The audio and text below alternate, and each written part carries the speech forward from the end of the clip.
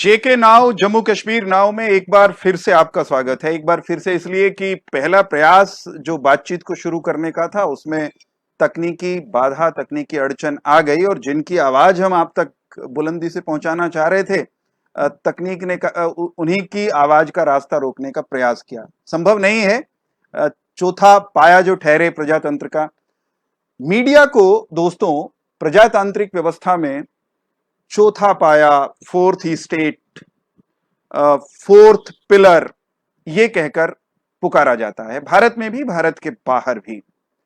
और चौथे पाए का हाल ही के दिनों में एक मंत्र था ब्रेकिंग न्यूज। धे धड़ाधड़ खबरों को उखाड़ना, खबरों को खोजना और ताबड़तोड़ लोगों के सामने पेश करना। ब्रेकिंग न्यूज वाले आजकल एक नए शब्द के चक्रव्यूह में फंसे हैं और वो उसकी ताल तो ब्रेकिंग न्यूज से मिलती है, लेकिन ताल मिलने के बावजूद वो ब्रेकिंग न्यूज वालों की विश्वसनीयता पर संकट खड़ा करता है। वो है फेकिंग न्यूज, फेक समाचार, फर्जी समाचार, खबरों का छलावा। फेक न्यूज ने हाल ही के दिनों में मीडिया को, अगर हम खबर पालिका भी कहकर पुकारें, तो उस खबर पालिका की विश्वसनीयता पर ढेर सारे सवाल खड़े कर दिए हैं। खबर पालिका पर उठते इन सवालों पर चर्चा तो होनी चाहिए। सब हम लोग चर्चा कर ही रहे हैं, लॉकडाउन में घर रहकर भी चर्चा कर रहे हैं और बाहर भीतर जहां कहीं किसी भी मंच पर अवसर मिलता है, देश के बुद्धिजीवी लोग, सोचने समझने विचारने वाले लोग इस पर चर्चा कर रहे हैं। फेक न्यूज क्या है, कितना बड़ा संकट है, ये स्वतः इधर उधर होने वाली इक्का दुक्का घटनाएं हैं या कोई बड़ा संयोजित षड्यंत्र भी इनके पीछे हो सकता है। इस विषय पर चर्चा करने के लिए आज हमने खबरों की दुनिया के एक वरिष्ठ व्यक्तित्व को, वरिष्ठ शख्सियत को आमंत्रित किया है। सबसे पहले उनका नाम, आप हैं श्री हितेश शंकर। हितेश शंकर जी, आपका जम्मू कश्मीर नाव में स्वागत है।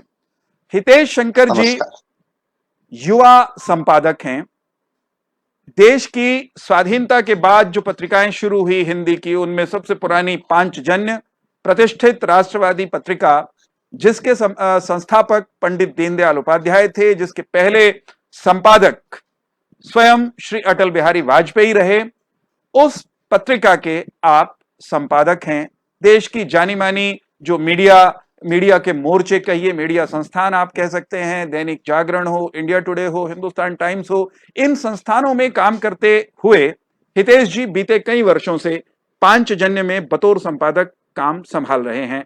आज हम हितेश जी के साथ चर्चा करेंगे कि ये फेक न्यूज क्या है, कहां से आ गई और इससे खबर पालिका की विश्वसनीयता कितने खतरे में है। फेक न्यूज को पहचाने तो कैसे पहचाने, और फेक न्यूज के पीछे अगर कहीं कोई बड़ा षड्यंत्र क्या है तो उसको समझने में भी वो हमारी मदद करें। जो मित्र इस लाइव को देख रहे होंगे वे इस चर्चा का हिस्सा बन सकते हैं सीधे, और चर्चा का हिस्सा बनने के लिए उन्हें कमेंट बॉक्स में अपने सवाल लिख भेजने हैं और वो सवाल भी मैं प्रयास करूंगा कि हितेश जी से पूछता चलूं। हितेश जी, क्या है फेक न्यूज? वीरेंद्र जी, आपने जो बात की उसी में वो नुक्ता जुड़ा हुआ है कि एक ब्रेकिंग न्यूज थी और वो फेकिंग न्यूज कैसे बन गई जी। दरअसल आप याद कीजिए, ये जब टीवी का या सोशल मीडिया का जब दौर नहीं था, तब अखबार बिकता किस तरीके से था, पुरानी फिल्मों में दिख जाएगा। बाकी जो बीच की पीढ़ी के लोग हैं उनको सबको याद है। आज की ताजा खबर, आज की ताजा खबर ऐसे करके हॉकर आवाज लगा आते थे और वो आज खबर होती थी, रोचक अंकों से पेश किया जाता था, तो वो खबर बिकती थी और उसको लोग लेना पसंद करते थे। इलेक्ट्रॉनिक मीडिया भी कुछ इसी तरीके से शुरू हुआ और इलेक्ट्रॉनिक मीडिया के शुरू होने के बाद जो सबसे बड़ा मीडिया के भीतर अगर हम बदलाव कहें तो वो बदलाव ये था कि ब्रेकिंग न्यूज के लिए जो भागा दौड़ी थी, जो उसका दबाव था, दारोमदार था, वो कम से कम इलेक्ट्रॉनिक मीडिया की तरफ आ गया। अब ये लगा कि अगर किसी को चाहिए समाचार तो वो टीवी पर आ जाए। इलेक्ट्रॉनिक मीडिया गति से काम करता है, परंतु ऐसे में भी जो प्रिंट मीडिया था उसके शब्दों की एक खास बात है कि अगर कोई बात बोली जाती है तो आप अगले बुलेटिन में उससे दाएं बाएं कर देंगे, ये संभव नहीं होता। अब तो वैसे ये सवाल ज्यादा था, ये सवाल इसलिए है कि प्रिंट मीडिया की एक आर्काइवल वैल्यू होती है, उसे कोई भी सहजता से कोट कर सकता है, संसद में कागज लहराया जा सकता है, कहीं पर उसकी फोटो शेयर की जा सकती है, सारी चीजें उसके साथ जुड़ी हुई होती हैं जी। और तो ये ब्रेकिंग न्यूज के चक्कर में खबर को थोड़ा चटपट, थोड़ा सनसनीखेज बनाने के चक्कर में ये हुआ कि कई बार हड़बड़ी के चक्कर में गड़बड़ियां होना शुरू हुआ, ये ज्यादा देखने में आया। ऐसा नहीं है कि पहले बिल्कुल झूठी खबरें नहीं होती थी, मगर उनको पकड़े जाने की एक अच्छी खासी संभावना थी और उसके साथ साख जुड़ी हुई थी। जो तकनीक बदली तो उस खबर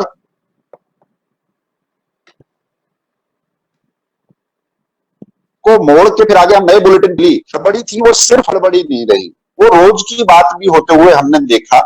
और हमने ये भी देखा कि प्रिंट में या बाकी जगह पर ये प्रिंट में खासतौर से ये रहता था कि अगर आपने कोई खबर आपकी गलत है तो आप रिजॉइंडर, अगर पकड़ी जाती है वो, तो आप रिजॉइंडर, खेद सुधार या भूल सुधार वो आप प्रकाशित करते थे।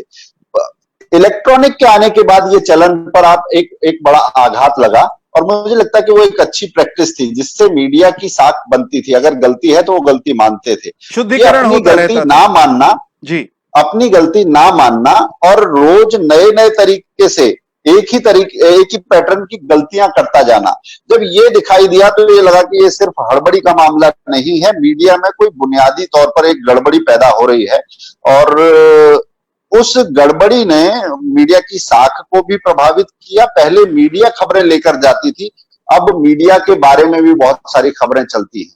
ये एक मुझे लगता है कि फेक न्यूज ने खुद मीडिया के कोई खबर बनाया है, इस पर एक सवाल लगाया है। अब मैं ये कह रहा था कि जब हमने अखबार पढ़ना शुरू किया विद्यार्थी के नाते, मेरी वाली पीढ़ी ने, वो दौर था अखबार के मामले में, कम से कम इलेक्ट्रॉनिक मीडिया उतने बड़े उस पैमाने पर आया नहीं था कि अखबार में छपी बात वो गलत भी होती कभी तो ये कहा जाता था, चर्चा ये होती थी मानो ब्रह्म वाक्य हो।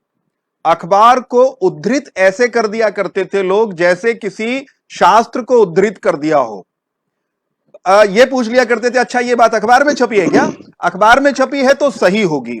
वहां से हम चले थे, आज हम यहां पर खड़े हैं, चर्चा कर रहे हैं कि मुख्य धारा का मीडिया, चाहे वो प्रिंट हो चाहे वो इलेक्ट्रॉनिक हो, और ये जो नया मोहल्ला जुड़ा है जिसको हम सोशल मीडिया कहते हैं, आज पढ़ने लिखने देखने वाले, जो खबर का उपभोक्ता शब्द मैं प्रयोग कर रहा हूं बड़ी जिम्मेदारी के साथ क्योंकि वो नए दौर का शब्द है, ये जो खबर का उपभोक्ता है उसको ये समझ नहीं आता कि वो जो देख पढ़ लिख रहा है वो असली भी होगा, वो सही भी होगा, उसमें फेकत्व कितना होगा, उसमें कितना झूठापन होगा, कितना छल होगा। ये यहां पर हमारी क्रेडिबिलिटी आ गई है। तो फेक न्यूज मीडिया जगत में संपादकीय स्तर पर, जिस स्तर पर आप काम करते हैं, वहां पर कितनी चिंता का विषय है। हाल ही के दिनों में किस तरह की कुछ घटनाओं से अगर आप शुरू करना चाहें तो मैं समझता हूं बातचीत और उपयोगी और रोचक बनेगी। हाल ही के दिनों में कौन कौन सी ऐसी खबरें आपको लगता है फेक न्यूज के नाते जिनकी चर्चा हुई संपादकीय स्तर पर जाकर के, भैया ये क्या हो रहा है, ये क्या परोस दिया? वीरेंद्र जी, इसके दो हिस्से हैं हम जो बात कर रहे हैं। जी जी। एक तो कि संपादकीय संस्था इस बीच में कैसे काम कर रही है और रिपोर्टर कैसे खबरें ला रहे हैं, ये एक चीज है। और दूसरा है कि ऐसी हाल फिलहाल की अगर हम बात कहें या इसे शब्द दें कि फ्लड ऑफ फेक न्यूज, झूठी खबरों की जो बाढ़ है हाल फिलहाल की, ये क्या खाली हमारी चर्चा का शब्द है या हम ऐसी खबरें गिना सकते हैं कुछ कि जो वास्तव में हमें लगे कि अच्छा ये खबर क्या झूठी खबर थी, इतना बड़ा ब्रांड था और ये खबर के पीछे क्या कुछ और था। तो हम ऐसी कुछ खबरों के तथ्यों की भी चर्चा हम कर सकते हैं। जैसे हम बिल्कुल ये, क्योंकि मीडिया के एक आलोचनात्मक परीक्षण का भी विषय है, इसलिए हमें इसमें नाम लेने से गुरेज नहीं करना चाहिए। नहीं, मैं समझता हूं खुल के चर्चा करनी चाहिए। जी जी, अब जैसे एक खबर की मैं बात करता हूं, हम एक एक करके कुछ खबरों को लेने का प्रयास करेंगे कि जैसे एनडीटीवी की अभी एक खबर थी कि जॉन हॉपकिंस यूनिवर्सिटी के हवाले से वो ये दावा किया गया था कि अप्रैल मई तक भारत में 25 करोड़ लोग, 25 करोड़ बड़ी संख्या है, आप ये देखिए 25 करोड़ लोग कोरोना वायरस से संक्रमित हो जाएंगे अप्रैल मई तक। हम अप्रैल के बीच में है, अप्रैल पूरा होने वाला है। जब इस खबर की पड़ताल की गई तो पता चला कि जॉन हॉपकिंस यूनिवर्सिटी ने ऐसा कोई अध्ययन ही नहीं किया है। तो ये कितनी बड़ी एक झूठी खबर थी जिससे पूरे देश में दहशत फैलाने का एक काम किया गया। एक क्विंट की खबर थी कि भारत में महामारी तीसरे चरण में पहुंच चुकी है, जिसका कोई वैज्ञानिक आधार नहीं था। तीसरे ये एक एक क्रमिक किसी भी महामारी के समय पर उसका एक तरीका होता है, उसकी सूचनाओं का और बाकी सबका जैसे प्रोटोकॉल होता है, उसी तरह से उसके फैलाव को नापने के भी पैमाने हैं। तो क्विंट की ये खबर जो थी कि भारत में महामारी तीसरे चरण में पहुंच चुकी है, और क्विंट के बाद ये खबर द वीक ने उठाया, उसने भी ये कहा कि जल्दी 30 से 50 करोड़ लोग चाइनीज महामारी की चपेट में आ जाएंगे, और ये कहा गया कि 20 लाख लोग इससे मर सकते हैं। तो ये आप समझिए कि एक गैर जिम्मेदारी का ये दूसरा तीसरा उदाहरण था। एक आज तक की खबर का जिक्र किए बिना ये चर्चा पूरी नहीं होगी। आज तक समेत कई सारे मीडिया घराने थे, आज तक का हमने जिक्र किया है, उसमें कहा कि मरकज में रह रहे लोगों को निकालने के लिए दिल्ली पुलिस को बहुत पहले अर्जी दी गई थी, लेकिन पुलिस ने कुछ नहीं किया। जबकि ऐसा कुछ नहीं था और सारा सच जो था वो सबूतों के साथ लोगों के सामने आ गया था। न्यूज 24 ने कहा, उसने इस खबर को हिंदू मंदिरों से जोड़ दिया, और मंदिर में फंसे हुए जो भक्त थे, मंदिर के लिए जो गए हैं वैष्णो देवी के लिए, और मरकज में टिके हुए लोग जो हैं, दोनों के बीच में शब्दों का खेल करते हुए ये दिखाया गया कि दोनों जगह एक ही सी स्थिति है। तो ये भी एक ऐसी स्थिति थी कि एक झूठ ने अशांति और उपद्रव की स्थिति पैदा की। और इससे थोड़ा सा और पीछे जाइए आप, जब पूरा देश कोरोना के मोर्चे,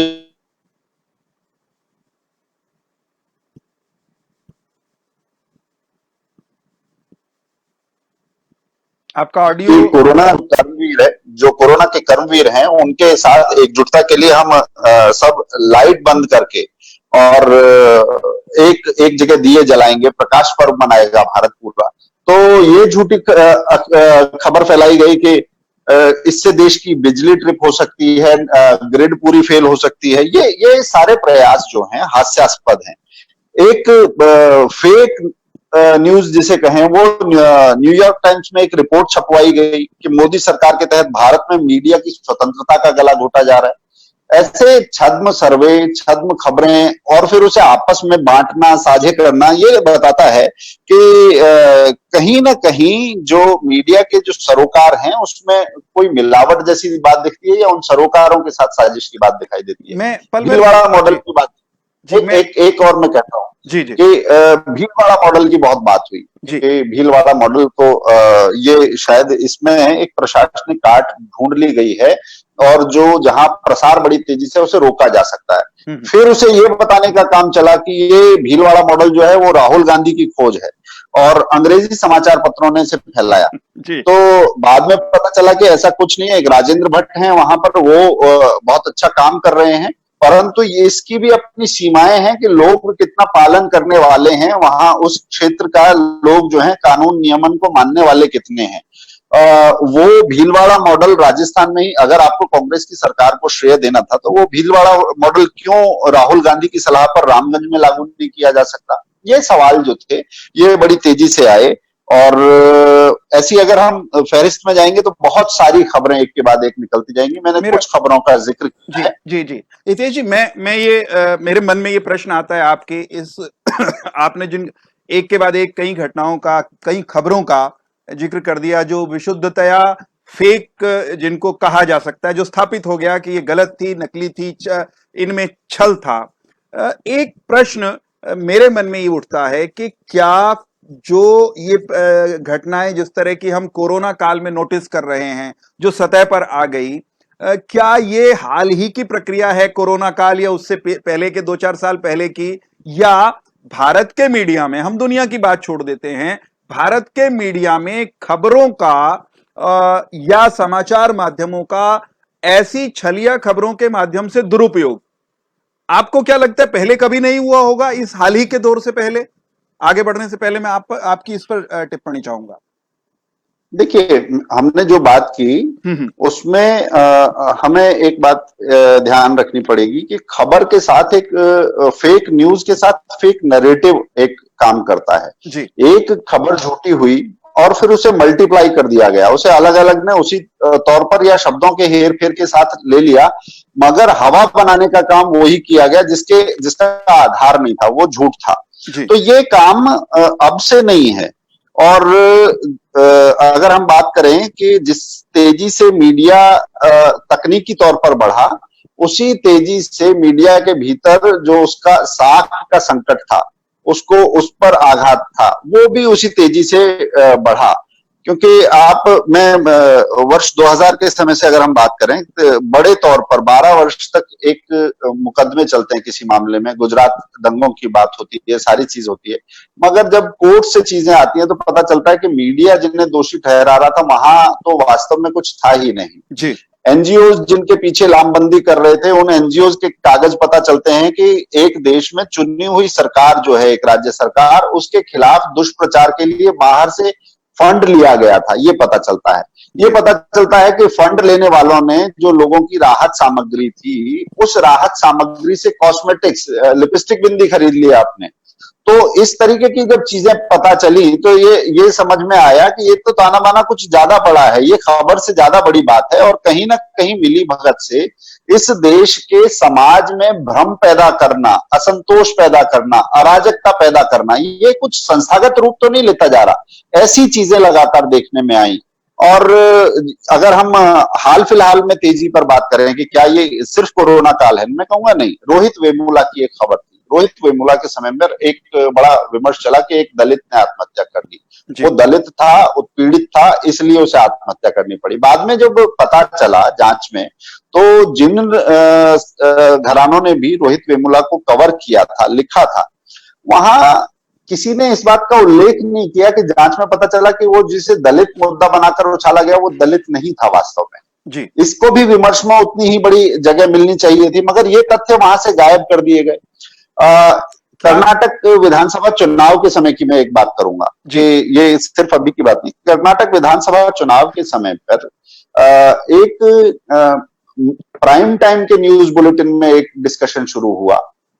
उस समय पर भी एनडीटीवी अग्रणी था कि एफसीआरए के नियमों में जो बदलाव हुआ है, उसके बाद आपका बैंकों में रखा हुआ जो पैसा है, वो पैसा सुरक्षित नहीं है जी। और ऐसा माहौल बनाया गया कि रातों रात लोग पैसा निकालने लगे, एटीएम खाली हो गई। उससे होता क्या है कि ऐसा कोई नियम नहीं है, कानून नहीं है, मगर लोग चुनाव के समय पर बिल्कुल घबरा जाएं और वो कहें कि भाई पैसा मेरा है, मैं निकाल क्यों नहीं सकता। जब एटीएम पर लाइन है, एटीएम खाली है, तो लोगों का गुस्सा तो कहीं निकलेगा कि भाई इस सरकार के राज में कोई चीज सुरक्षित नहीं है। सवाल आया सरकार पर, मगर जो साजिश करी मीडिया ने, वो ये एक आग लगा के निकलने वाली बात है। तो इस तरीके की खबरें उस समय पर भी चली।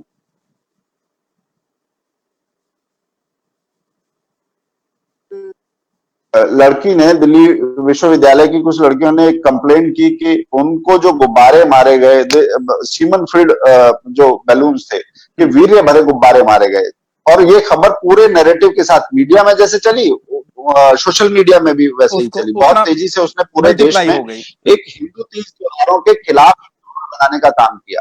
बाद में पता चला कि ऐसा कुछ भी नहीं था, ये सारी चीजें गढ़ी हुई थी। तो चाहे रोहित वेमुला हो, चाहे एटीएम की बात हो, चाहे गुब्बारों की बात हो, चाहे गुजरात दंगों का सच हो, देर से एक्सपोज होना और बाद में मीडिया का उससे कतराकर निकल जाना कि नहीं, अपनी भूमिका ना मानना कि हमने कुछ गड़बड़ी की थी।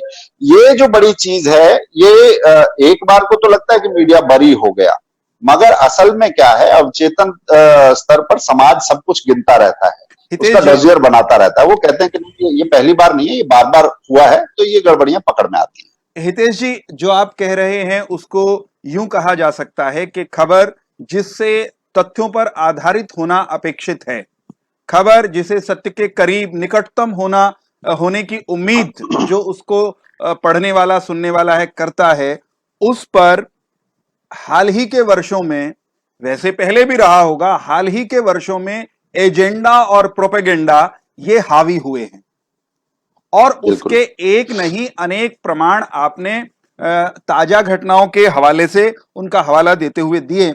हमारे एक मित्र जो फेसबुक पर देख रहे हैं इस चर्चा को, इसका हिस्सा बने हैं, सुरेंद्र अंबरदार जी, वे लिख रहे हैं कि Hitesh ji, English print media is in continuity building a fake false narrative that suits anti-nationalist groups. Is it not mandatory to have strict monitoring mechanism?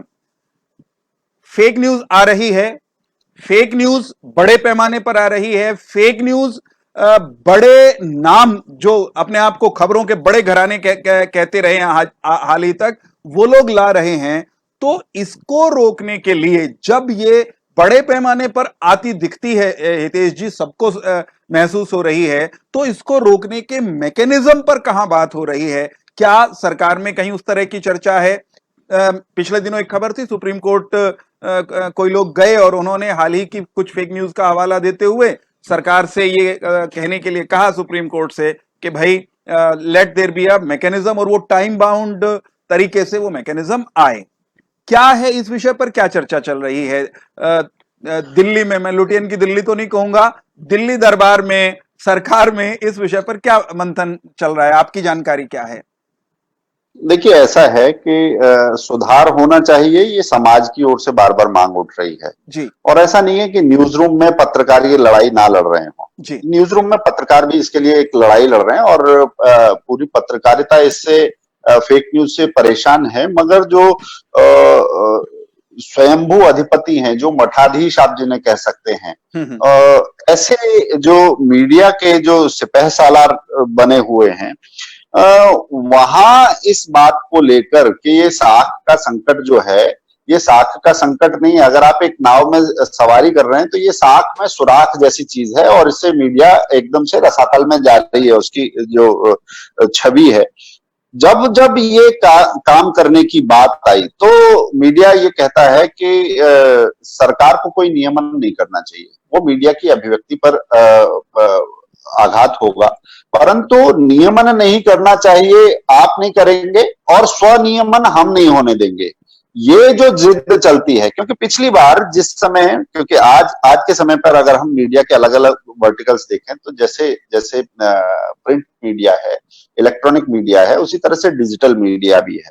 क्या हमने इसे समेकित तौर पर देखना समझना शुरू किया है? जब जब नियमन की बात आती है, आपके पास जो एक प्रेस पर जो एक उसके नियमन की संस्था है प्रेस काउंसिल, उसके अधिकार, उसके पास दंडात्मक शक्तियां बहुत कम हैं, बहुत सीमित हैं। और वो एक तो कम है, दूसरा वो मीडिया के एक छोटे से हिस्से को अभी कवर कर रहा है। अगर आप कहें तो उसमें इलेक्ट्रॉनिक मीडिया नहीं आता है, डिजिटल मीडिया कहीं नहीं। जी, वो तो केवल प्रिंट तक सीमित है उसकी। जी।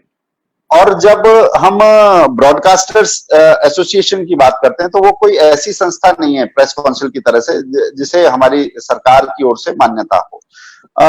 इसके साथ ही जो देश में एडिटर्स गिल्ड नाम की एक संस्था है, आप एनजीओ या ट्रस्ट की कहना उससे ज्यादा ठीक होगा, वो एक संस्था के तौर पर नाम तो भारी भरकम लगता है, मगर जो भारी भरकम काम की दिशा में पहला पग बढ़ाना था, वहां पर झूठी खबरों को नकेल कसने की जैसे ही सरकार बात करती है तो इन संस्थाओं से एक बड़ा तगड़ा एक आप ये देखिए रिएक्शन आता है।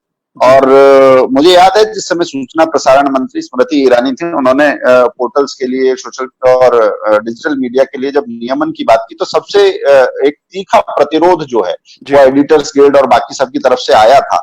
मीडिया को ये समझना पड़ेगा कि बिना साख के आप इस नाव को बहुत ज्यादा लंबा खे नहीं सकते, बहुत आगे तक जाएंगे नहीं, क्योंकि आज जो तकनीक ने जो दूरी खत्म की है, जो साक्षरता ने जो दूरियां खत्म की हैं, ऐसे में स्थिति ये हो गई है कि एक 4,000 रुपए का मोबाइल वो 100 करोड़ के चैनल के सामने आईना दिखाने के लिए खड़ा हो सकता है। अगर मीडिया ये बात नहीं समझेगा और खुद भी नियमन नहीं करेगा, सरकार को भी निर्देशन नहीं करने देगा, तो डूबना इसका तय है। लोग मीडिया के लिए अब किसी एक माध्यम पर निर्भर नहीं है। पहले ये होता था, अब सूचना तक वो पहुंचने के रास्ते तलाशते हैं। जब उन्हें बार बार पता चलता है कि इस रास्ते में गड्ढे हैं, गच्चेदार सड़क है, हम गिर जाते हैं, तो वो दूसरा रास्ता तलाशते हैं। तो फेक न्यूज के सहारे भी वो किसी एक ब्रांड से बंधे रहेंगे या छलिया खबरों के जाल में फंसते रहेंगे। ऐसा लंबे समय तक चलने वाली बात नहीं है। एक अंग्रेजी की उक्ति है कि you fools me once, shame on you, you fools me twice, shame on me. आपने एक बार मुझे मूर्ख बनाया, आपको शर्म आनी चाहिए। आपने मुझे दोबारा मूर्ख बना दिया तो शर्म मुझे आनी चाहिए कि मैं आपके झांसे में दोबारा आया कैसे। जनता अब उसी तरफ जा रही है। लोग ये देख रहे हैं कि ये जो झूठी खबरें हैं इससे हमें बच के रहना है। हितेश जी, यहाँ प्रश्न ये है कि जो सुधीजन हैं, जो सचेत हो गए हैं, यूं कहिए कि मीडिया लिटरेट देश की आबादी का एक हिस्सा है, आप उसे कह सकते हैं कि वो हो गई है, सचेत है, उसको वो छानना जानती है फर्जी खबर में और खबर में अंतर। उसका अनुपात, उसका प्रतिशत तो बहुत कम है। और सोशल मीडिया जिसका आपने अभी जिक्र किया, उसका व्याप बहुत ज्यादा है। सोशल मीडिया पर हर दिन जितना कंटेंट आ रहा है उसमें मुझे ऐसा लगता है, ये मेरी राय है, आप क्या कहते हैं, आपका टेक बड़ा महत्वपूर्ण होगा। मुझे ये महसूस होता है कि सोशल मीडिया पर जो फेक न्यूज है, फेक कंटेंट है, उसकी मात्रा मेन स्ट्रीम मीडिया से बहुत ज्यादा है। देखिए कि फेक न्यूज के मामले में जैसे हम जिस समय आप पत्रकार बनते हैं जी, तो पत्रकार बनने का चाव, पहले ये जो चाव था उसमें समाज के लिए कुछ करने की इच्छा थी जी। बाद में जो इसकी चकाचौंधनी ने उसकी जगह ले ली कि मीडिया की हनक, मीडिया की धमक, और उसको बनने के लिए बहुत ज्यादा कुछ नहीं। आपको एक माइक और आपका यूट्यूब चैनल से भी लोग पत्रकार बन जाते हैं। पर इसमें कोई गलत बात नहीं है। सिटीजन जर्नलिज्म भी अच्छी बात है। संस्थागत तौर पर भी जो पत्रकारों का प्रशिक्षण है वो बुनियादी बात है। वहां क्या होता था कि न्यूज हैंडलिंग आपको सिखाई जाती थी, उसमें सेंसेशन से दूर रहना और खबर का हिस्सा आपको नहीं बनना है, आप खबर को प्रस्तुत कर रहे हैं, ये बात जब रहती थी तब तक एक फिल्टर बीच में काम करता रहता था। जब आप एक एंकर के ग्लैमर से प्रभावित हैं, किसी एक चैनल से बहुत प्रभावित हैं, उसी अंदाज में जब आप अपनी खबर पेश करना चाहते हैं तो सोशल मीडिया पर बात बिल्कुल बदल जाती है। वहां सेल्फ प्रोजेक्शन बहुत बड़ा हो जाता है, उसमें शैली बहुत कई बार ज्यादा तीखी हो जाती है, शब्द बहुत हल्के हो जाते हैं। फिर ये नहीं रहता कि तर्क जो हैं, तुलनाएं जो हैं, वो आपने कहां से ली हैं, आप उसे मसालेदार बनाने की कोशिश करते हैं। ये मसालेदार बनाने का चस्का तो ये इलेक्ट्रॉनिक मीडिया ने ही लगाया है, मगर उसके बाद जो बच्चे हैं, जो जिनको फॉलोअर्स और लाइक की ज्यादा चिंता है बजाय इसके कि सच कितना है, तथ्य कितना है, वो उसे और ज्यादा रसीला बनाकर देखते हैं। तो अगली बार में वो कहते हैं कि इस बार इतना मिला तो हमने ये मसाला डाला था, इसकी वजह से हम इतने आगे गए। अगली बार वो रीच बढ़ाने के लिए कुछ और प्रयोग करते हैं। मगर ये जो प्रयोग हैं, ये अंततः मीडिया, आप खबरों से, सूचनाओं से आप डील कर रहे हैं। आप अगर उसकी संवेदनशीलता को नहीं समझते तो अंततः वो एक समय तक तो चलता है, मगर बाकी सबके लिए वो घातक भी हो जाता है। ये बात समझनी होगी। इसलिए मुझे लगता है कि सोशल मीडिया पर बहुत तेजी से बढ़ता भी है, प्रसारित भी होता है। एक को देखकर बाकी लोग भी उस तरीके का बनाना शुरू करते हैं, मगर वहां पर ये मिकदार थोड़ी ज्यादा है। इसके बरक्स, इसके सामने अगर रखें तो इलेक्ट्रॉनिक मीडिया में बिल्कुल ना हो ऐसा नहीं है।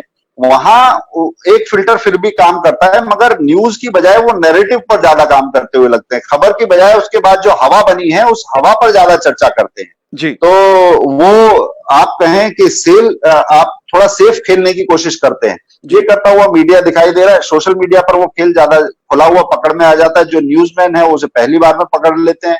जो न्यूज के ताजा कंज्यूमर हैं या जो ज्यादा उम्र दराज हैं, जो फिल्टर्स को, तकनीक को आजमा नहीं सकते, अप्लाई नहीं कर सकते, वो उस झांसे में ज्यादा आ जाते हैं। करण सत शर्मा जी लिख रहे हैं कि respected Virendra ji and Hitesh ji, don't you think until and unless media companies including social media are want to guard against fake news to tackle Chinese virus, situation will get worsen day by day? What is your take on this?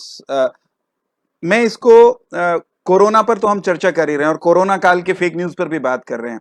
Corona काल में एक चर्चा China को लेकर खूब हो रही है, सब दुनिया में होती है, भारत में ही नहीं हो रही। चीन का विलेन वाला जो स्वरूप है, चीन का छलिया वाला जो स्वरूप है, उसके आसपास जितनी कॉन्स्पिरेसी थ्योरीज हितेश जी चर्चा में हैं, उन्हीं में एक बात यह भी है कि चीन भारत के मीडिया हाउसेस में प्रत्यक्ष परोक्ष रूप से घुसकर हमारे यहां की खबरों को और यहां के नैरेटिव को प्रभावित करने के लिए जुटा हुआ है। इस पर आप क्या कहते हैं? आपके पास इसकी क्या अंडरस्टैंडिंग है? देखिए, ये आपने जो सवाल लिया ना, सवाल में एक प्रश्न पाठक के दर्शक के पास से आया है, मगर वो शब्द बहुत अच्छा है, चाइनीज वायरस जी। जो इस वायरस को अगर अगर स्पेनिश फ्लू हो सकता है, जापानी बुखार हो सकता है, तो ये वुहान वाला वायरस क्यों नहीं हो सकता? जी। ये चीनी वायरस क्यों नहीं हो सकता? मीडिया के बीच हम चीनी पहलू की पड़ताल करते हुए यहीं से बात शुरू करते हैं। जी। जब सबसे पहले ये हैशटैग चला, लोगों ने लिखना शुरू किया, तो भारत में ही मीडिया के सुनामधन्य पत्रकारों से और समूहों से एक रिजेक्शन आया कि नहीं, चीन को टारगेट करेंगे तो इसके लिए भारत के लिए इसके परिणाम अच्छे नहीं होंगे। ये अगर किसी डिप्लोमेट ने बात कही होती चीनी हितों की तो बात समझ में आती थी। डिप्लोमेट वाली शैली में मीडिया अगर उसकी बात कर रहा है तो ये समझ में आता है कि कोई डिप्लोमेटिक इन्वेस्टमेंट है, आइडियोलॉजिकल एंड पर कहीं ना कहीं गड़बड़ी ये चल रही है। और बिल्कुल बिल्कुल उसके साथ ही ये कहा गया कि भारत के हित गहरे जुड़े हुए हैं, तो ये बहस को दबाने की कोशिश की गई। इसे पूरी दुनिया में ये हुआ, सिर्फ भारत में नहीं, कि चीनी वायरस से जुड़ेंगे तो उसका क्या परिणाम हो सकता है। इसका बड़े तीखे अंदाज में मैं कहूंगा कि सबसे तीखा अगर इसका कोई उदाहरण था तो डेली टेलीग्राफ ऑस्ट्रेलिया ने 20-22 बिंदुओं पर चीनी सरकार को भी इसका जवाब लिखा। उन्होंने एक पत्र लिखा था उसके लिए, तो वहां पर एक रिबटल उन्हें मिला। भारत में ऐसी बात नहीं दिखाई दी, क्योंकि इससे पहले की कुछ घटनाओं को आप जोड़ने, आप जैसे इन्वेस्टमेंट की परोक्ष की बात कर रहे थे, मैं कहता हूं कि हमारे यहाँ जो यूसी ब्राउजर है, यूसी ब्राउजर खबरों की एजेंसी के तौर पर भी काम कर रहा है। ये हम में से शायद बहुत सारे लोग नहीं जानते हैं जी। और खबरों की एजेंसी के लिए जो काम कर रहा है वो बाकी जो मोबाइल फोन्स हैं, जो न्यूज़मैन नहीं है, उनकी रुचियों को देखना, उनके कीवर्ड सर्च को देखना और फिर उनका एक प्रोफाइलिंग के बाद खबरों की बमबारी उसके ऊपर उस तरीके की खबरें करना, ये काम करने में तकनीकी तौर पर सक्षम है। उस यूसी ब्राउजर ने भारत में सैकड़ों पत्रकारों को प्रशिक्षण दिया है। ये अपने आप में बहुत हैरानी की बात है कि एक ब्राउजर जो है, बाकी और जगह पर आपको ये नहीं दिखाई देगा, मगर जिसने न्यूज डीलिंग का काम करना है, वो न्यूज आपको कैसे देनी है इस बात के लिए पत्रकारों को पैसे दे रहा है और उसके लिए पत्रकार लिखते हैं। तो जब एक पूरी खेप एक ब्राउजर के माध्यम से तैयार हो रही है, तो वो न्यूज रूम में या मोबाइल पर क्या लिख रहे हैं, टिप्पणियां क्या लिख रहे हैं, उसमें कहीं ना कहीं मिलावट या डंडी मारने की खबर में एक आदत पैदा होने का अंदेशा रहता है। तो ये भारत में बड़े स्तर पर हुआ है। और चीन के साथ ही अगर हम कहें कि बहुत सारी प्रोपेगेंडा वेबसाइट्स में उन्हें कहता हूं कि लगातार उनकी आप 100 खबरों को एक सूची बनाइए और उनके झुकाव की तटस्थ आप मीडिया के बच्चों से छान फटक करवाइए, तो उनका राजनीतिक रुझान पकड़ में आ जाता है। ऐसे जो पोर्टल्स हैं उनको मुख्य धारा में स्थापित करने का काम ये भी ऐसे ब्राउजर्स ने और बाकी सब ने ये काम भी किया है। बीबीसी के नाम के बिना ये चर्चा अधूरी रहेगी। बीबीसी का नाम इसलिए भी जरूरी है कि जिस समय आप बीबीसी की खबरों को खंगालेंगे तो चीन के विरुद्ध कितना जाना है नहीं जाना है, इसकी एक बड़ी एक सेंसरशिप आपको वहां दिखाई देगी। परंतु ब्रिटेन, जहां पर चाइनीज वायरस से सबसे ज्यादा तबाही हुई है, उसकी जैसी कवरेज बीबीसी को करनी चाहिए थी। क्या बीबीसी ने वैसी कवरेज की है? इसकी बजाय जो भारत है, भारत की खिल्ली उड़ाती हुई खबरें, यहाँ की प्रभुसत्ता को चुनौती देती हुई खबरें, ये करता हुआ बीबीसी बार बार दिखाई दिया है। एक वहां कार्टून छपा कि अगर मास्क की आवश्यकता पड़ती है तो भारत के लोगों को, तो ये गरीब लोगों का मुल्क है, यहाँ पर लोगों के पास साधन नहीं है, कपड़े फाड़कर इन्हें अपने मास्क बनाने पड़ेंगे। इस तरीके का एक नैरेटिव आया। जम्मू कश्मीर की बात आई तो उससे भारत अधिशासित क्षेत्र ये लिखना ये आया। परंतु बीबीसी से सवाल पूछना चाहिए था। सोशल मीडिया पर वो थोड़ी सी बात चली कि जब हाइड्रोक्सी क्लोरोक्विन की बात आई तो पहले बीबीसी ने खबर चलाई कि अगर भारत ने ये और देशों को दवाई दी तो भारत में खुद अपने इतनी बड़ी जनसंख्या आपके लिए दवाई की कमी हो जाएगी। ये विशुद्ध फेक न्यूज थी, क्योंकि हमारी आवश्यकता से ज्यादा दवा हमारे पास थी। अगले दिन ब्रिटेन हमारे से दवाई लेने वाली कतार में था, उस बात को बीबीसी ने नहीं उठाया। तो चीन की बात छुपाएंगे, ब्रिटेन की असली हकीकत छुपाएंगे, मगर आपकी जो स्थिति नहीं है वो आपको बताकर डराएंगे। ये काम बीबीसी कर रहा है, ये स्क्रॉल कर रहा है, ये वायर कर रहा है। तो प्रोपेगेंडा जो है वो खबर पर हावी होता हुआ दिखाई दिया। और अच्छा, मैं ये कहूंगा कि अब ये जो चीजें अननोटिस नहीं जा रही हैं, लोग इसका संज्ञान ले रहे हैं, इस पर बात करना शुरू कर रहे हैं। ये बात करना किसी के खिलाफ नहीं है, ये मीडिया को बचाने की एक कवायद का हिस्सा इसे माना जाना चाहिए। मुझे बीबीसी का इतिहास वो पता नहीं कितना ऑथेंटिक है, लेकिन एक परसेप्शन बीबीसी की मुझे जो याद है मेरी बाल्यावस्था की, हरियाणा में खास तौर पर हरियाणा के ग्रामीण अंचल में एक जमाने में बीबीसी को प्रामाणिक खबरों के स्रोत के रूप में सुना जाता था, रेडियो को खास तौर पे। वो भी सच था कि वो फेक परसेप्शन थी? आप देखिए, ऐसा है, वो बीते जमाने की बातें हैं। तब उस समय पर अमीन सयानी का एक शो आता था, रेडियो सिलोन आता था। उस समय पर बीबीसी की एक छवि होती थी। अमीन सयानी की आवाज सुनकर लोग खो जाते थे, रेडियो सिलोन सुनते थे। 80 का दशक, 90 का दशक का शुरुआत जी।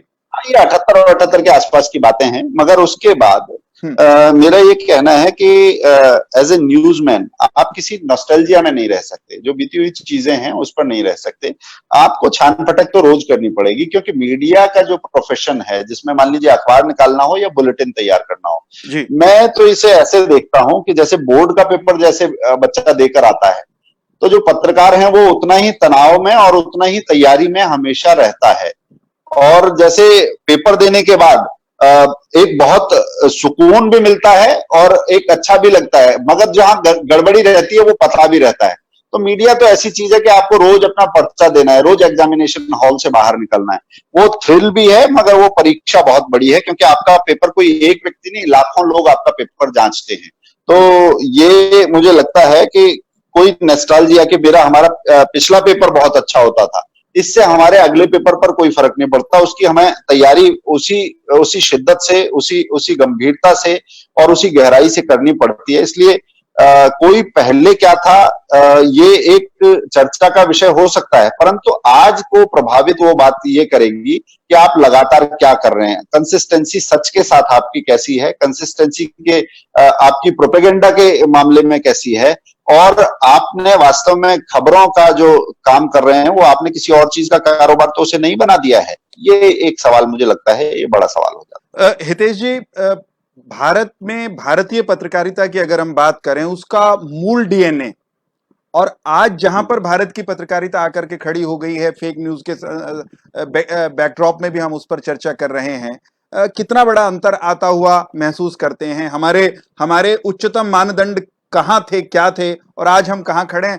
कुछ उदाहरणों के साथ कहेंगे तो अच्छा लगेगा। और कम से कम मैं बिल्कुल, आपने वीरेंद्र जी इतनी बुनियादी बात की है कि इस पर चर्चा मीडिया के भीतर होती ही नहीं है जी। ये भारत की पत्रकारिता, मैं कहता हूँ भारत दुनिया में अनूठा है, तो खाली इसलिए नहीं कि हमारे यहाँ बहुत सारी विविधता है, अलग अलग प्रांत हैं, भाषाएं हैं, बोलियां हैं, मत पंथ हैं, या 6 तरह की ऋतुएं हैं, खाली ये नहीं है। एक अनूठापन उसमें पत्रकारिता का भी जोड़ लीजिए। वो इसलिए भी अनूठा है कि आपको दुनिया में ऐसा कोई देश नहीं मिलेगा जिसके इतने सारे महापुरुष हों और इतने सारे महापुरुष सारे पत्रकार हों। चाहे आप महात्मा गांधी की बात कीजिए, चाहे हेडगेवार जी की बात कीजिए, चाहे आप लाला लाजपत राय की बात कीजिए, बाल गंगाधर तिलक जी की बात कीजिए, आप नाम लेते रहेंगे और आप देखेंगे कि हर किसी को जिसको देश की चिंता थी और देश ने जिसको सिर आंखों पर बिठाया, उन लोगों ने पत्रकारिता का माध्यम अपनाया था। तो आप जिस डीएनए की बात कर रहे हैं, इस पत्रकारिता का डीएनए ही ये राष्ट्र है, इस राष्ट्र का हित है, वो किसी वाद से बंधा हुआ नहीं है। अगर वो देश की चिंता है तो वो लोग अपनी चिंता छोड़ के समाज की चिंता करते हुए वो पत्रकारिता करते थे।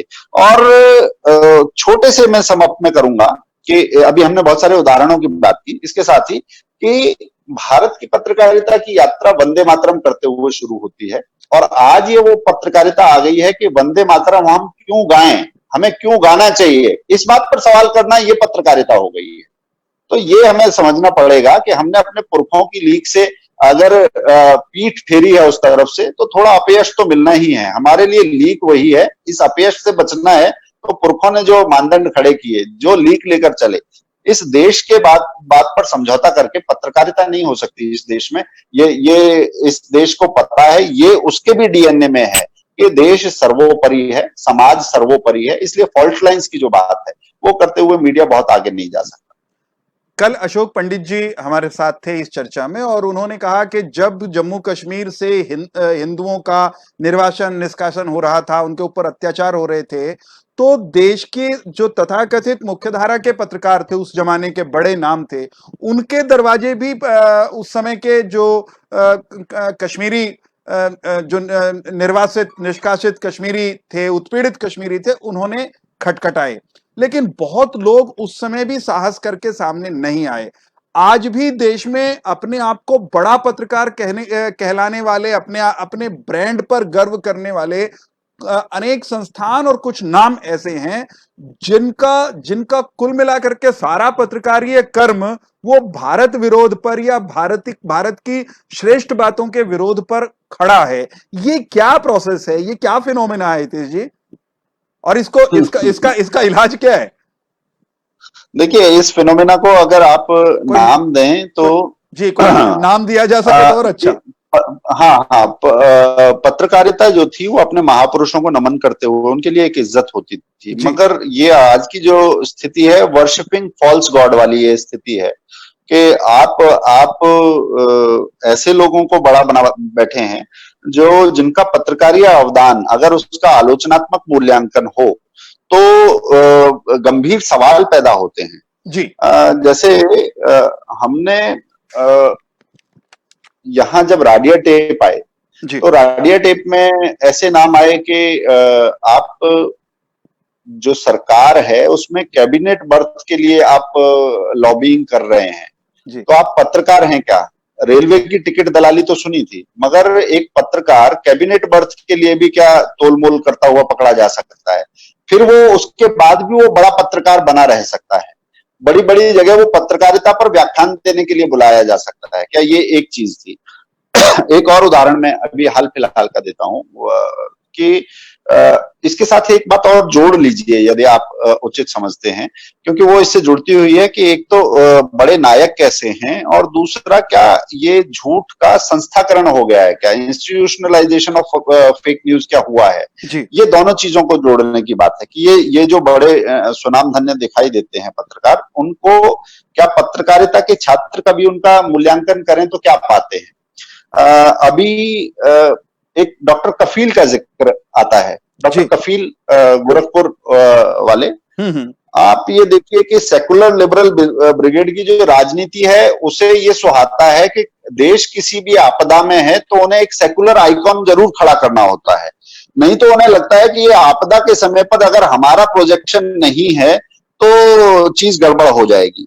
जहां बच्चों के लिए आवश्यक होने पर ऑक्सीजन सिलेंडर की कमी के मामले में गंभीर दोषी थे, कार्रवाई हुई, उस व्यक्ति को एक हीरो बनाने का काम तब हुआ था। अभी जब कोरोना का संकट आया तो ये लगा कि नहीं, यहाँ पर भी हमें कोई सेकुलर मसीहा के बिना तो हमारा काम चलेगा नहीं। तो रवीश प्राइम टाइम में किसी को बिठाकर एक बहस कर रहे थे कि कोरोना की दवाई ढूंढने वालों में तो मुस्लिम है और उनका अवदान आप कैसे नकार सकते हैं?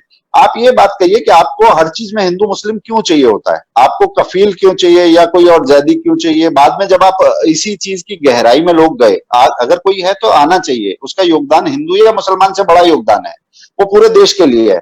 बाद में पता चला कि आप जिसे प्रोजेक्ट कर रहे हैं ना वो वैज्ञानिक है ना वो डॉक्टर है, वो एक प्रोजेक्ट मैनेजर है कंपनी में और पूरी टीम में से आप किसी का नाम नहीं ले रहे। तो ये जो प्रोजेक्शन है ये भी बताता है कि जो पत्रकारिता के बड़े नाम हैं वो किसी बड़े खेल में मुब्तला हैं। ये और उनको एक मैग्सेसे अवार्ड मिला है। जब हम संस्थाकरण की बात करते हैं तो हमें इन सब की बात करनी पड़ेगी, ये नाम की बात करनी पड़ेगी, पुरस्कार की बात करनी पड़ेगी, कैसे ये तंत्र काम करता है उसकी बात करनी पड़ेगी। मैं एक बड़ा उदाहरण देता हूँ। एक शब्द खूब चलता है, गोदी मीडिया।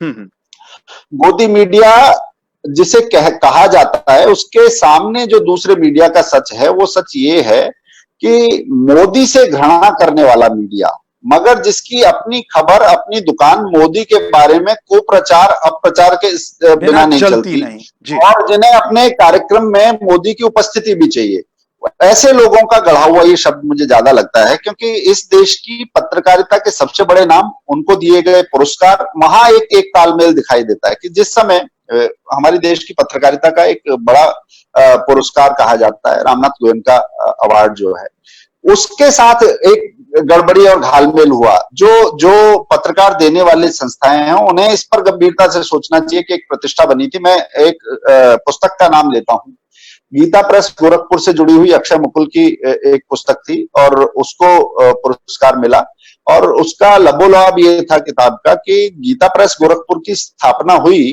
परंतु इसने हिंदुओं में कट्टरता को बढ़ाया, और रामचंद्र गुहा के फाउंडेशन ने 10 लाख रुपए या जो भी राशि थी वो इसके लिए, रिसर्च के लिए, इस पुस्तक के लिए दी थी। पत्रकारिता का उसे पुरस्कार भी मिल गया। मगर जब इस आप तथ्य की पड़ताल करेंगे तो उस पुस्तक की एक बुनियादी बात मैं बताता हूं। उस पुस्तक में कहा गया कि ये ऐसे कट्टर लोग हैं, मतलब मैं शब्दशः नहीं जा रहा हूं, उसका सार मैं लेता हूं जी। कि जिस समय इस देश में महात्मा गांधी की हत्या होती है तो गीता प्रेस गोरखपुर कल्याण उनको श्रद्धांजलि देना तक उचित नहीं समझता, वो श्रद्धांजलि को भी जगह नहीं देता है। आप इस तथ्य की, अभी मैं कहता हूं, अभी जो हमारे दर्शक जुड़े हुए हैं वो एक कुछ सवाल खुद से पूछें। ये पत्रकारिता के बहुत बड़े बड़े नाम हैं, एक सबसे बड़ा पुरस्कार मिला हुआ है, 10 लाख का फंड मिला हुआ है, पुरस्कार देने के लिए भी मोदी जी को बुलाया गया था। आप ये देखिए कि जब ये आक्षेप लगता है तो आप सवाल कीजिए कि आज भी जो इस देश की सबसे आधुनिक प्रेस में छपने वाली जो मैगजीन्स हैं, मान लीजिए इंडिया टुडे का नाम लें, आउटलुक का नाम लें या किसी का भी नाम लें, उस पर जो डिस्पैच के समय पर जो तिथि होती है वो 10 दिन आगे की रहती है, क्योंकि प्रेस से निकलेगी, डाकिए तक जाएगी, डाकिए से घर तक जाएगी, तो वहां पर ये ना लगे कि ये खबर पुरानी है। 10 दिन आगे की एक तारीख रहती है। कल्याण जो है माफ कीजिएगा, कल्याण जो है वो हम सब जानते हैं वो मासिक है। एक मासिक पत्रिका पर महीने के अंत की तारीख लिखी होती है। गांधी जी की हत्या किस समय हुई थी? गांधी जी की हत्या 30 जनवरी को हुई थी, हम सब जानते हैं।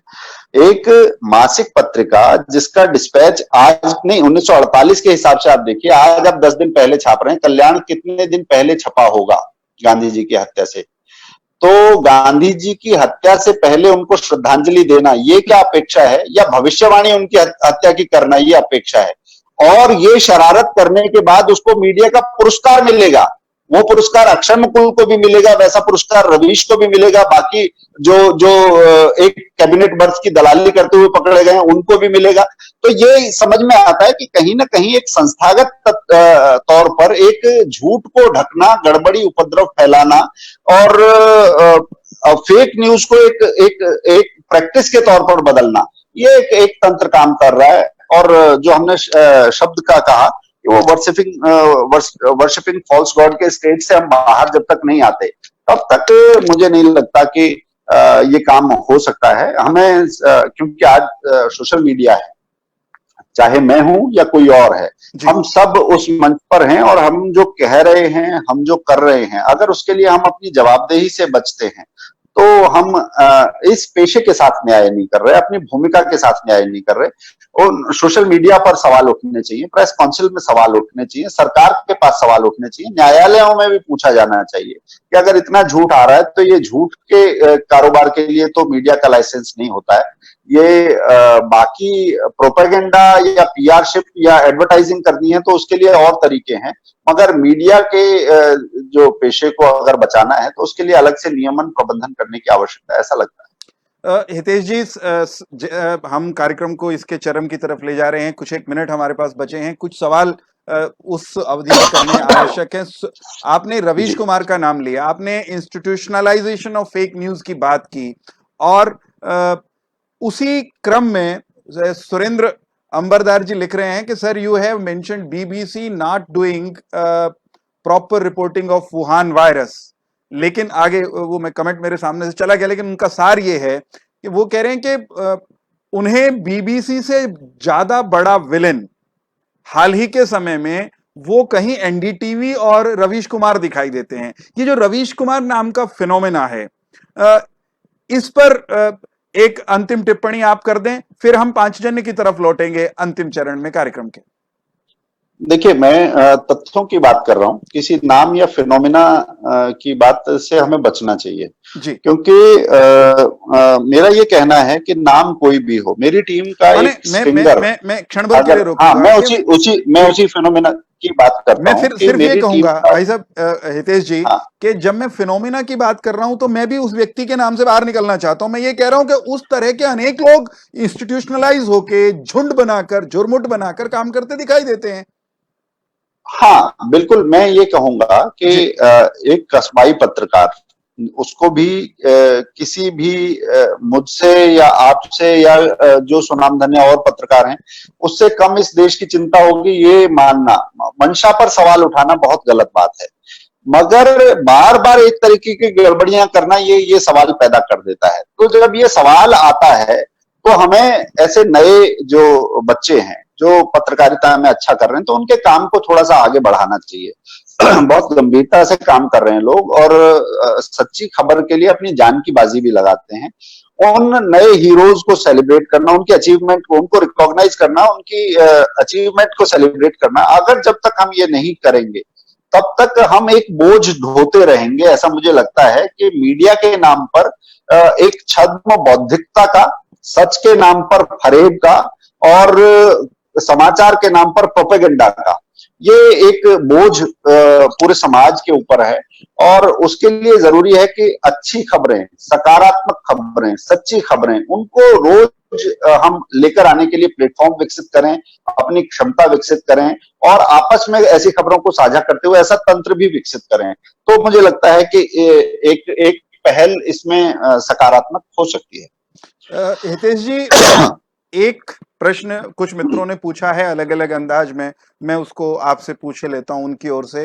वो सवाल ये है, और हालांकि हल्का सा जिक्र मैं पहले भी कर गया, कि दुनिया के अनेक देशों ने पिछले 2-3 वर्षों में अपने अपने यहाँ फेक न्यूज को कम करने के लिए, उसको अंकुश लगाने के लिए, या फेक न्यूज वालों को दंडित करने के लिए कानूनी प्रावधान किए हैं। अपने यहां इस तरह के इमीडिएट इंटरवेंशन की निजी तौर पर आप कितनी बड़ी आवश्यकता महसूस करते हैं? मैं बहुत बड़ी आवश्यकता महसूस करता हूं, और निजी तौर पर भी, और एक समाचार जगत की, एक भारत की पुरानी प्रतिष्ठित संस्था के को से जुड़ा होने के कारण भी, ये दोनों ही मैं महसूस करता हूं कि बहुत बड़ी आवश्यकता है। यूरोप में, खासकर ब्रिटेन में, जर्मनी में इस तरीके के नियम बने हैं, ऑस्ट्रेलिया ने भी मगर काम किया हमारे, है जी। हाँ, ऑस्ट्रेलिया ने भी किया है। और हमारे यहाँ अगर खबर की सत्यता की पुष्टि की बात होती है, तो सबसे बड़ा प्रतिरोध मीडिया के भीतर से आता है। मुझे लगता है यहाँ पर एक पत्रकारिता में भी सहमति बननी चाहिए। ये किसी से किसी की लड़ाई नहीं है, ये पूरी खबर पालिका का जिम्मेदारी है कि उसमें सच का आग्रह बना रहे। अगर गलती हुई है तो गलती ही जैसा रहे वो। गफलत और लत में एक फर्क होता है। गफलत एक बार होती है, लत होती है जो लग जाती है। इसे अंग्रेजी में जैसे हैबिट कहते हैं, वो वैसे नहीं जाती। हैबिट में से आप एच निकाल दीजिए, ए बिट रह जाती है। आप ए निकाल दीजिए, बिट रह जाती है। बी निकाल दीजिए, इट, यानी फिर भी रह जाती है। हमें इसे गलती तक तो ठीक है, मगर इसे लत नहीं बनाना है। इसके लिए मीडिया को, मुझे लगता है कि कमर कसनी होगी। उसके बिना मीडिया का काम आगे कारोबार चलता हुआ देखता नहीं है, क्योंकि मीडिया अपने, एक तो सच के संकट से जूझ रही है, दूसरा रेवेन्यू मॉडल का भी एक संकट है उसके सामने कि आज जो तकनीक आई है, खबरें निःशुल्क लोगों को मिल रही हैं, और एक से ज्यादा सैकड़ों स्रोतों से मिल रही हैं। ऐसे में प्रामाणिक खबरें उन तक लोग जाने के लिए वो कुछ खर्च करने को भी तैयार हैं। मीडिया को अगर वो मॉडल पकड़ना है कि हमें एक सच्चे अच्छे तरीके से मुनाफे में बना रहना है, और खबरों को भी धार देनी है, तो उसे ये सोचना पड़ेगा कि उसका रास्ता फेक न्यूज से नहीं जाता है। उसका रास्ता इस देश से जुड़कर, समाज से जुड़कर, इसके सरोकार की बातें और सच की छान पटक के साथ ही उसका रास्ता आगे जाता है। हितेश जी, आप देश के एक पुराने और प्रतिष्ठित मीडिया संस्थान, एक पत्रिका से जुड़े हैं, पांचजन्य के संपादक हैं। प्रामाणिकता बनाए रखना खबर में छल को छान करके बाहर कर देना, जो तथ्यहीन है उसको बाहर कर देना, ये निश्चित रूप से किसी भी संपादक के लिए या संपादकीय संस्थान के लिए एक चुनौती का विषय होता है। पांचजन्य ने इस मामले में अब तक कोई ठोस प्रयोग किए हों, कैसे आप अपनी प्रामाणिकता बना पाए हों? क्योंकि बहुत लोग ये सवाल कर सकते हैं, कोई हंसते हुए, कोई गंभीरता से, कि जब आप यहां पर बैठकर चर्चा कर रहे हैं जेके नाउ पर, जम्मू कश्मीर नाउ पर, फेक न्यूज की प्रामाणिकता की, तो जिस मंच मचान पर आप बैठ करके नियंत्रण करने की स्थिति में है, जिसकी ड्राइविंग सीट में हितेश जी हैं, वहां आप क्या करते हैं? ये जानना सचमुच बहुत लोगों के मन में होगा। ये बहुत ये आपने मार्के का सवाल किया। मुझे लगता था कि ये जरूर आ सकता है और लोगों को पूछना भी चाहिए कि ये बड़ी बड़ी बातें तो कर रहे हैं मगर आपने खुद कुछ किया है या नहीं। ये सवाल मुझसे ही नहीं, बाकी सबसे भी पूछा जाना चाहिए। और जब आप कहते हैं तो पांचजन्य के लिए मैं लोगों से आह्वान भी करूंगा जी कि हमारी खबरों में अगर कोई तथ्यात्मक त्रुटि है या झूठ है या कोई झूठ की बारंबारता है, खासतौर से झूठ की ये जो हमने गफलत, लत और उसका अंतर बताया, त्रुटि कभी हो सकती है, अवश्य उससे आप हमें इंगित अवश्य कराएं। हमारे पाठक हमें पत्र खूब लिखते हैं जी। मगर अच्छी बात यह है कि ऐसी किसी चीज पर पांचजन्य के लिए आज तक उंगली नहीं उठी है कि आपने झूठ परोसा। ये पहली बात है, क्योंकि हमने अपने यहाँ जो टीम है उसका प्रशिक्षण ये किया है कि खबर की तेजी के चक्कर में तथ्यों की मौत नहीं होनी चाहिए।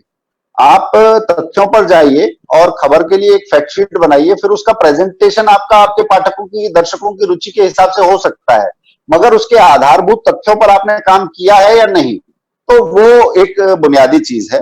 दूसरी बात जो आपने कहा कि फेक न्यूज से लड़ाई के लिए पांचजन्य अपनी भूमिका को कैसे देखता है, तो हम विगत 5 वर्ष से आप पांचजन्य में एक कॉलम पाएंगे, नारद के नाम से वो कॉलम है जी। और नारद आप कह सकते हैं कि इस सृष्टि में सबसे पहले अपना हित रखे बिना बाकी सबका हित इस पूरे सब जगह संचार करने वाले देवर्षि नारद, पहले वो पत्रकार पत्रकार कहा जा सकता है। भारत में जो पहला अखबार छपा था उसके आवरण पर भी नारद जी का ही चित्र इसी कारण था। तो नारद जी विशुद्ध पत्रकार हैं, तो नारद जी के नाम से कि अपना कुछ नहीं मगर सच की खबर लेंगे, पांचजन्य में एक स्तंभ चलता है जी। और उस स्तंभ की खास बात क्या है,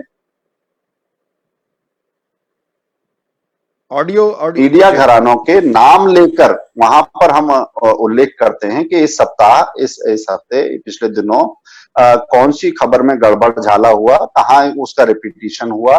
और उस स्तंभ की एक और बड़ी बात है कि उसके लिए मीडिया में जो जिम्मेदार पदों पर जो लोग रहे हैं उनके इनपुट के आधार पर वो स्तंभ पूरा बनता है और उसमें किसी को बाईलाइन नहीं दी जाती, मतलब किसी की वाहवाही नहीं होती और किसी को उसके लिए एक पैसे का भी भुगतान नहीं होता।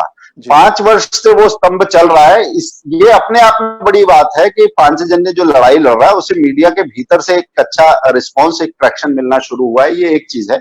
दूसरी एक और बात है कि हमने जो देश का सबसे बड़ा, सबसे प्रतिष्ठित मीडिया संस्थान जिससे कहते हैं Indian institute of mass communication, IIMC, वहां बच्चों के साथ ये सवाल साझा किया कि मीडिया में जो झूठ पलने लगा है या लोग इससे बेचैन दिख रहे हैं कि हम जिस भी समाचार माध्यम पर आश्रित रहेंगे या अवलंबित हैं उससे हमें सच मिल रहा है या नहीं, तो इस लड़ाई को आप कैसे लड़ेंगे। तो हमने फेक न्यूज से लड़ाई में पत्रकारों की आगे आने वाली पीढ़ी को जोड़ा।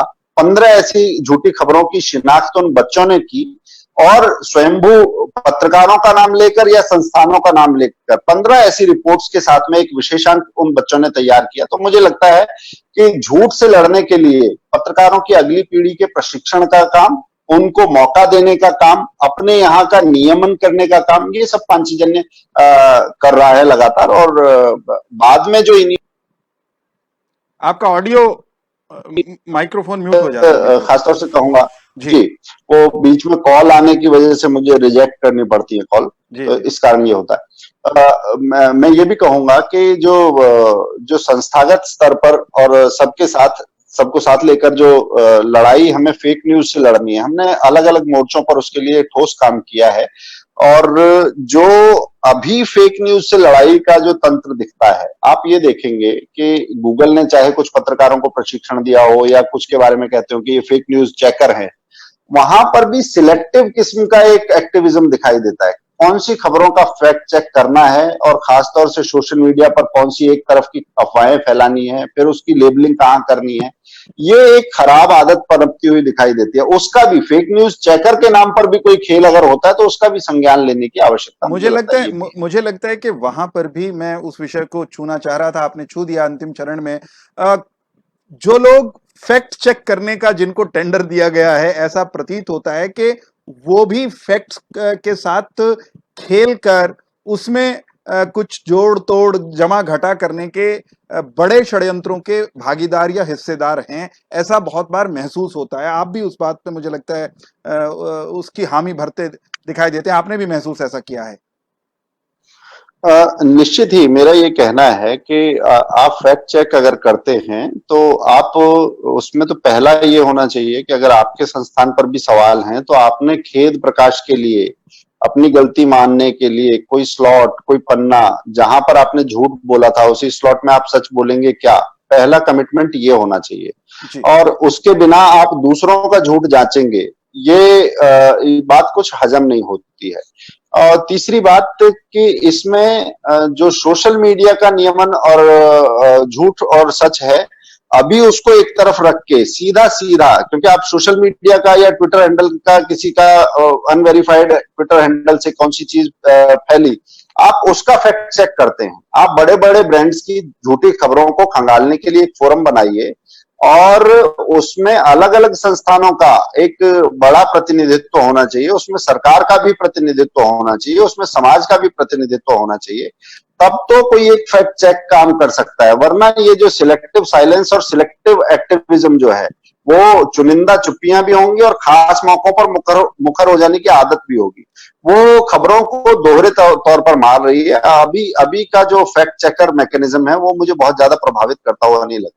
बहुत दूर से एक सवाल आया है, इसलिए चलते चलते उसे पूछ लेना बहुत जरूरी है। मुंबई से कामाख्या नारायण सिंह पूछ रहे हैं कि अर्नब को 12 घंटे तक बिठा के रखा पुलिस ने, क्या अर्नब जैसे वरिष्ठ पत्रकार को इस तरह से परेशान किया जा सकता है तो आम आदमी का क्या होगा? आपका क्या कहना है इस पर? टिप्पणी करते हुए हम आज की सभा को विराम की तरफ लेकर चलेंगे। हितेश जी, मुझे लगता है कि अभी जो लोग कुछ मुद्दों पर खामोश हो जाते हैं, हमने ये बात की, मीडिया में अगर कहीं गलत हुआ है तो आप उसका पक्ष नहीं ले सकते, मगर मीडिया के साथ कहीं कुछ गलत हुआ है तो आपको खड़ा होना पड़ेगा। मैं 2 उदाहरण देता हूँ। सिद्धार्थ वरदराजन की एक खबर थी जिस पर, और वो झूठी खबर पाई गई और उत्तर प्रदेश में उस पर FIR हुई जी। उसके पक्ष में एडिटर्स गिल्ड और दिल्ली प्रेस क्लब दोनों की तरफ से पत्र भी जारी किए गए, समर्थन भी जताया गया, सारी चीजें हुई, जबकि मगर अर्नब, हाँ, जिनकी खबर गलत थी, फेक न्यूज का आरोप था और वो प्रथम दृष्टया गलत है, उसके लिए जरा सा एक FIR होने पर पूरा आप सिर पर आसमान उठा लेते हैं। परंतु दूसरी तरफ जहां पर एक पत्रकार पर सीधा सीधा हमला हुआ, एक उसने राजनीतिक नेत्री का पूरा नाम क्या लिया, इससे इतनी बेचैनी पैदा हो गई कि उस पर सवाल करना और वो सारी चीजें उसे प्रताड़ित करने का काम, या 12-14 जगह उसके नाम से शिकायत दर्ज कराने का नाम, कि उसको सुप्रीम कोर्ट जाना पड़ा राहत के लिए, उसके लिए आप चुप हो जाते हैं। ये बताता है कि मीडिया में अंदर खाने एक खास किस्म की धड़ेबाजी है, जो जिस मीडिया को समाज के लिए होना था वो शायद पॉलिटिकल हितों के लिए, राजनीतिक हितों को पोषने में ज्यादा व्यस्त लगता है। राजनीतिक नैरेटिव को कैसे ठीक करना है, क्योंकि अंग्रेजों के समय पर एक राजनीति थी। मैं एक बात जोड़ देता हूं कि बांटो और राज करो। ये हम जिस फेक न्यूज की बात कर रहे हैं वो सारे फॉल्ट लाइन के नैरेटिव को पुष्ट करने वाली है। अगर इस देश की कोई बात करता है और बांटने वालों के खिलाफ कोई सख्ती से खड़ा होता है तो मीडिया उसके साथ खड़ा नहीं होता, ये बात दिखाई देती है। तो मुझे लगता है कि अर्नब के साथ ऐसे समय पर मीडिया को होना चाहिए, और महाराष्ट्र में अगर ठीक से जांच नहीं हो रही है तो उस जांच को महाराष्ट्र से बाहर लाने की भी बात गंभीरता से की जानी चाहिए। और सुप्रीम कोर्ट में भी शायद इसके बारे में कुछ आगे कार्रवाई, याचिकाएं वगैरह लगेंगी। तो उसमें भी एक बात देखने की है कि मीडिया को प्रताड़ित करने के लिए, बाह मरोड़ने के लिए किसी राजनीतिक दल और राजनीतिक दलों के गुंडों को ऐसे खुला नहीं छोड़ा जा सकता, और वो काम तो करना पड़ेगा। साथ ही फेक न्यूज का अगर मामला है तो पत्रकार भी किसी कार्रवाई से परे नहीं है, क्योंकि वो इस देश के संविधान और नागरिक पर जो नियम लागू होते हैं वो पत्रकारों पर भी लागू होते हैं। आपको एक छूट मिलती है स्रोत ना बताने की, वो स्रोत ना बताओ ठीक है, मगर झूठ बोलने की आपको छूट मिल गई है ऐसा बिल्कुल नहीं। जो साधारण नागरिक को अधिकार हैं वही पत्रकार को भी हैं, और जो कानून उस पर लागू होता है वो पत्रकार पर भी लागू होता है, इसमें कोई दो राय नहीं है। लेकिन मीडिया की स्वतंत्रता की रक्षा भी होनी चाहिए, वो भारत की परंपरा रही है, भारतीय प्रजातंत्र की मजबूत प्रतिष्ठा विश्व में रही है इस मायने में। चलते चलते एक सवाल फिर मुंबई से आ गया, अगर आप 1 मिनट और दे दें। ये सवाल पूछ रहे हैं राजन खन्ना जी, और वो ये कह रहे हैं कि जो ये फेक नैरेटिव बनाते हैं बड़े बड़े चैनल, कुछ नाम आपने ले दिए, बीबीसी पर हमने चर्चा की, अल जजीरा का नाम वो ले रहे हैं, और वो ये कह रहे हैं डोंट यू थिंक आप संक्षेप में अगर लेंगे तो ठीक रहेगा। मेरा यहाँ से उनकी डेटा की वार्निंग आ रही है। केवल आप ये वो ये राजन खन्ना जी ये जानना चाह रहे हैं कि अल जजीरा या बीबीसी को काउंटर करने के लिए क्या हमारा भी अपना कोई इंटरनेशनल चैनल नहीं होना चाहिए? नहीं, आजकल के समय में इंटरनेशनल या नेशनल चैनल ऐसी कोई अलग से बहुत बड़े सेटअप की आवश्यकता मुझे नहीं लगता है। हमारे नैरेटिव्स जो अलग अलग हितेश शंकर जी से हमारा संवाद, वो आप यूं कह सकते हैं कि पल भर के लिए हितेश जी लौट रहे हैं ऐसा लगता है। अगर कनेक्शन दोबारा से बनता है तो हितेश जी से हम ये सवाल पूछ लेंगे एक बार पुनः, वो अपना उत्तर जो दे रहे थे उसको संपन्न करेंगे। हितेश जी लौटे क्या? जी, आपका उत्तर आप पूरा कर दीजिए और फिर हम आज के इस सत्र को विराम देंगे। मेरा ये कहना है कि तकनीक के समय में ये सुविधा हमें मिली है कि बहुत बड़े तामझाम के साथ हमें जाने की जरूरत नहीं है, मगर जहां अच्छी खबरें, सच्ची खबरें हैं उसको साझा करना, उसके बारे में चर्चा करना और उस पोर्टल से जुड़ना, उस चैनल से जुड़ना, ये अब सहज हो गया है। तो इतने सारे चैनल हैं, अगर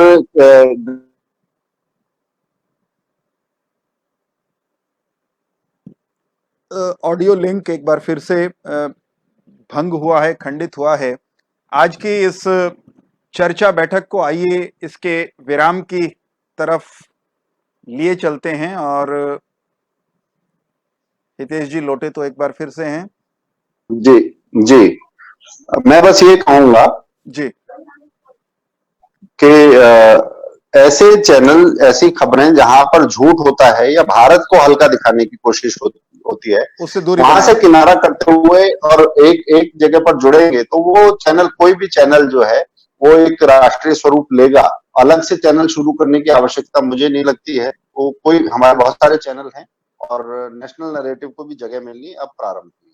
हितेश जी, आप हमारे साथ जुड़े दिल्ली से, आपका बहुत बहुत आभार। बहुत सारे सवालों पर आपने चर्चा की।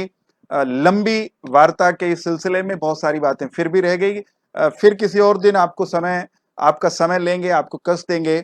आइए मित्रों, आज की चर्चा को यहीं देते हैं विराम, इस निष्कर्ष के साथ कि कहीं ना कहीं नियमन और नियंत्रण की आवश्यकता भारत में भी फेक न्यूज को अंकुश लगाने के लिए आवश्यक है। नागरिकों को भी सचेत होने की जरूरत है, और फेक क्या है, फेक क्या नहीं है, उसको छानने का स्वभाव भी हम सबको विकसित करना पड़ेगा। इसी के साथ आज की चर्चा को यहीं पर देते हैं विराम। सब मित्रों को जय श्री राम।